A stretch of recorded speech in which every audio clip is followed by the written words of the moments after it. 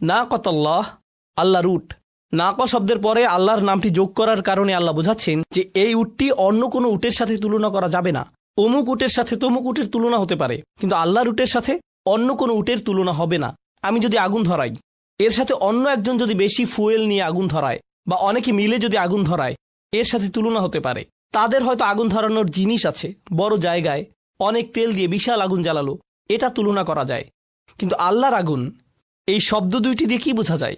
এর সাথে কখনোই অন্য কোনো আগুনের তুলনা হবে না। শুধুমাত্র বলা যেতে পারে যে এটা হচ্ছে এমন আগুন যা আল্লাহ বিশেষভাবে প্রস্তুত করেছেন। তাহলে এখানে আল্লাহ শব্দটি দিয়ে তিনি একে অতুলনীয় করেছেন। এর ফলে আগের আয়াতটিও যথাযথ হয়েছে। কিভাবে তুমি এটা আন্দাজ করবে? কারণ এটা আল্লাহর আগুন। পৃথিবীর কোনো আগুন তোমাকে ন্যূনতম ধারণাও দেবে না যে এটা কেমন আগুন। নারুল্লাহ। এরপর তিনি বলেন আল মুকাদাহ। আল মুকাদাহ হচ্ছে ইসমে মাফউল, ইসমে ফাইল হচ্ছে মুকিদাহ। মুকাদা ইসমে মাফউল, তো এটা হচ্ছে আওকাদা ইউকিদু ইকাদ থেকে আল মুকাদাহ, অর্থ যা জ্বালানো হয়েছে। এর সাথে আল্লাহর নাম জুড়ে দেওয়ায় বোঝা যাচ্ছে আল্লাহ নিজেই এটা জ্বালিয়েছেন, এটাই বোঝা যাচ্ছে, কারণ আল্লাহ নিজেই। তাহলে আল্লাহর আগুন যা জ্বালানো হয়েছে, মানে এই আগুন যা আল্লাহ নিজেই জ্বালিয়েছেন, এটা হচ্ছে প্রথম পয়েন্ট। দ্বিতীয় পয়েন্ট হচ্ছে এখানে আল্লাহ সুবহানাহু ওয়া তাআলা জ্বালানোর কাজটিকে বিশেষভাবে বলেছেন, মানে তিনি জ্বালিয়েছেন, তার চাইতে জ্বালানোকে বিশেষ গুরুত্ব দিয়েছেন। আল্লাহ শব্দটি দিয়ে তিনি নিজের কথা বলেছেন, কিন্তু আগুনের কথা এসেছে ইসমে মাফউলে। তিনি এখানে বলেননি নারুল্লাহিল মুকিদ, কারণ মুকিদ বললে এটা আল্লাহকে সম্পর্কিত করত, এমন আগুন যা আল্লাহ জ্বালিয়েছেন। কিন্তু না, আল্লাহর আগুন যা জ্বালানো হয়েছে। তাহলে চিন্তা করুন এটা কতটা ভয়ঙ্কর হতে পারে। তাহলে এটা আপনাকে আগুন নিয়ে ভাবতে বাধ্য করছে। এরপর আল মুকাদা শব্দটি নিয়ে ইবনে ফারিস বলছেন ইকদ কালিমাতুন তাদুল্লু আলা ইশতিআরিন নার, এটা দিয়ে আগুনের ফুলকি বোঝাচ্ছে, এত বড় আগুন যা দিয়ে অনেক ফুলকি বের হচ্ছে। আম্মা কুলুহু তাআলা নারুল্লাহ ফাল ইদাফা লিতাখফিম আই হিয়া নারুন লাকাসাইরিন নিরান। নার শব্দের সাথে আল্লাহকে সম্পর্কিত করার কারণ হলো এর বিশালত্ব বোঝানো, যাতে আপনি বুঝেন এটা হচ্ছে লাকাসাইরিন নিরান, এটা অন্য কোনো আগুনের মতো নয়। আল মুকাদা আল্লাতি লা তাহমিতু আবাদান, মুকাদা দিয়ে এমন আগুন বোঝায় যা কখনোই নিভে যাবে না। আইয়ুল মুকাদা বি আমরিহি আও বি কুদরাতিহি, এটা অসাধারণ। মুকাদা দিয়ে দুটি বিষয় বোঝায়। প্রথম, এটা আল্লাহর নির্দেশে জ্বালানো হয়েছে, আল্লাহ হুকুম করেছেন তাই এটা জ্বলছে। আও বি কুদরাতিহি, মানে আল্লাহ একে এমন সৃষ্টি করেছেন যেন এটা এভাবে জ্বলে থাকে। এজন্য এখানে ফেলের বদলে ইসিম ব্যবহৃত হয়েছে। নারুল্লাহি আল্লাতি ইউকাদাত আল্লাতি তুকাদ, ফেল ব্যবহৃত হতে পারত, কিন্তু মুকাদা দিয়ে বোঝা যায় এটা জ্বলে থাকে, এটা এভাবে জ্বলে থাকে, এটা কখনোই নেভে না। যারা আগুন জ্বালাতে পারেন বলুন তো জ্বালানোর পরে কি হয়? এটা এক সময় নিভে যায়। কিন্তু মুকাদা শব্দটি ব্যবহার করে আল্লাহ এখানে অসীম আগুন বুঝিয়েছেন। সুবহানাল্লাহ। আল্লাতি তাত্তালিউ আলাল আফইদা, যা উদিত হয় বা ধীরে সুস্থে বেয়ে ওঠে। আরবিতে তলা শব্দটির অর্থ সূর্যোদয়, মসৃণভাবে উদিত হওয়া এমন বোঝায়। কিন্তু ইত্তালা শব্দটি ব্যবহৃত হয় পাহাড়ে ওঠা বোঝাতে, যা কষ্টসাধ্য, ধাপে ধাপে উঠতে হয়। এটা এমন আগুন যা একটু একটু করে আপনাকে গ্রাস করবে, এরপর আরেকটু, ধাপে ধাপে এটা আপনার ভেতরে পৌঁছাবে, ঠিক যেভাবে পর্বতারোহীরা পাহাড়ে ওঠে। এটাই ইত্তালা। আল্লাতি তাত্তালিউ মানে এটা বারবার হবে। এখানে যদি অতীতকাল ব্যবহৃত হতো ইত্তলাআত, তাহলে এটা একবারই হতো। তাত্তালিউ মানে একবার হবে, শেষ করে আবার শুরু হবে, আবার শেষ করে আবার শুরু হবে। এই ইস্তিমরার ফিল ফেইল দিয়ে অনবরত হওয়া বোঝায়। কেন অন্তরে এমন হবে? লোভের কারণে, হুমাজার কারণে, লুমাজার কারণে, সম্পদ চিরস্থায়ী হবে এমন মনে করার কারণে। এসব মূলত কোথায় থাকে? মানুষের অন্তরে। মানুষের অন্তরে অন্য কারোর জন্য হিংসা হয় কিংবা লোভ হয়ে থাকে।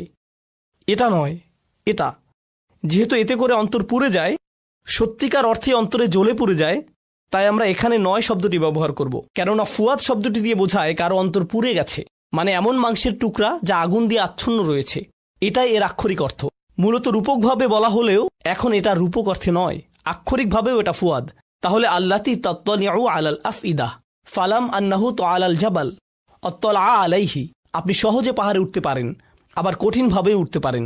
ইদা আলাহু, যখন কেউ এর উপরে উঠে যায়। সুম্মা ফি তাফসিরিল আয়া উইজহান, এই আয়াতের তাফসির আমরা দুইটি বিষয় দেখতে পাই। আল আউয়াল আন্নার তাদখুলু ফি আজওয়াফিহিম, অর্থাৎ আগুন তাদের শরীরে প্রবেশ করবে।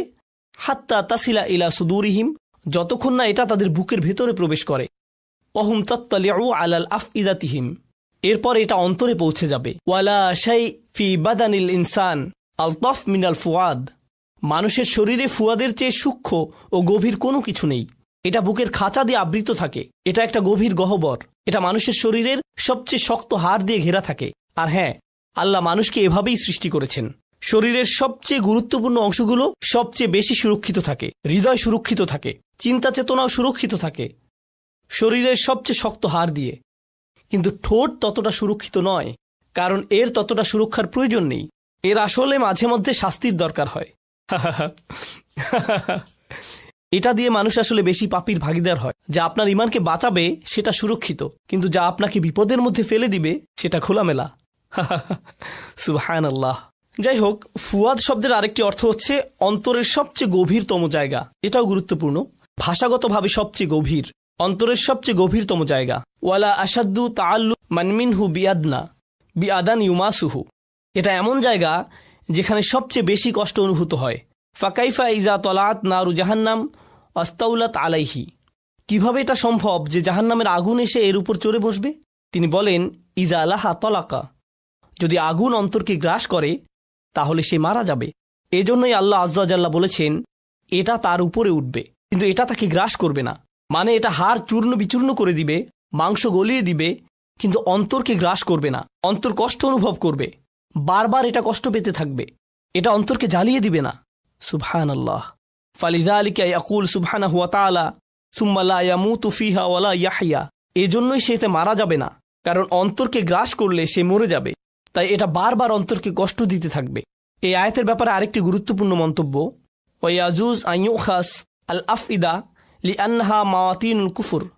আল্লাহ এখানে আফইদাহ ফুয়াদ শব্দটি বিশেষভাবে বলেছেন, কারণ এটাই অবিশ্বাসের মূল জায়গা। অল আকাইদিল ফাসিদাহ, এবং ভ্রান্ত বিশ্বাসের, অনিয়াতিল খাবিসাহ, এবং অশ্লীল চিন্তার। ইন্নাহা আলাইহিম মুসদাহ শব্দগুলো লক্ষ্য করুন। ইন্নাহা আলাইহিম সহজ ভাষায়, এটা বিশেষভাবে তাদের জন্য। আলাইহিম শব্দটি আগেই নিয়ে আসা হয়েছে। সাধারণভাবে বলা হয় ইন্নাহা মুসদাতুন আলাইহিম, কিন্তু এখানে আলাইহিম শব্দটি আগে এসেছে। একে বলা হয় তাকদিম আল জার ওয়াল মাজরুর, তাই এটা আগে এসেছে। এর মানে হলো এরা হলো তারা যাদের জন্য বিশেষভাবে মুসদা প্রস্তুত করে রাখা হয়েছে, এটা তাদেরকে বেষ্টিত করে থাকবে। এই শাস্তি তাদের জন্য বিশেষভাবে রাখা হয়েছে। তাহলে এটা জাহান্নামের সবার জন্য নয়, বরং সেই মানুষদের জন্য বিশেষ শাস্তি, বরং এই মানুষদের জন্য এই বিশেষ শাস্তি। এবার আউসাদা বা ইসাদ শব্দটির অর্থ এমন খাঁচা যেখানে পশু পাখিরা বন্দী থাকে, এমন একটা উঁচু দেয়াল যা বেয়ে পশুরা উঠতে পারে না, এটাই হচ্ছে মুসাদ। বা এর আরেকটি অর্থ হলো কোনো কিছু উল্টো করে রাখা। যেমন ধরুন, আপনার কিছু খাবার আছে, আপনি তা প্লেট দিয়ে ঢেকে রাখলেন যাতে কিছু এসে খাবারের উপর না পড়ে, এটাকে ইসাদ বলা হয়, কিছু ঢেকে রাখা বা ঢাকনা দেয়া। এজন্যই আল্লাহ বলেছেন কুল্লামা আরাদু আন ইয়াখরুজু মিনহা উইদু ফিহা, তারা যতবার এ থেকে বের হতে চাইবে তারা আগের জায়গায় ফিরে আসবে, কারণ এটা ঢাকনা দিয়ে ঢাকা, তাদের উপরে ঢাকনা দিয়ে ঢাকা থাকবে।